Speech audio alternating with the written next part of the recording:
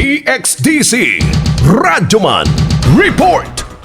Gipa-enhance na sa Buhangin Police Station ang mga CCTV cameras nga nakarecord sa paglabay sa sakyanang nakaligis patay sa 28 anyos nga si Marken Suarez Mariscal. Sa interview sa RMN Davao kang Police Major Jonel Pederio, Buhangin Police Station Commander, anasa 5 ka mga CCTV footages ang ginatrabaho sa Regional Anti-Cybercrime Unit Kenraku 11 aron ma-identifika ang maong sakyanang naka-hit and run sa biktima. Giyawag usab ni Pederio ang driver sa maong bihikulo nga musurrender sa kapulisan tungod ma-identifika gihapon nila kini.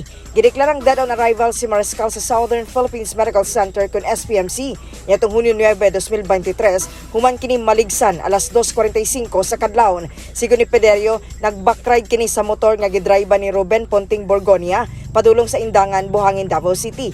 Sa pamahayag sa driver, mihunong sila aron mangihi ang biktima apan gingong na out of balance kini pagnaog sa motor ug gisulayan pagpapahunong ni Borgonia ang maong padulong nga sakyanan nga SUV apan nilahos gihapon kini ug naligsan ng biktima.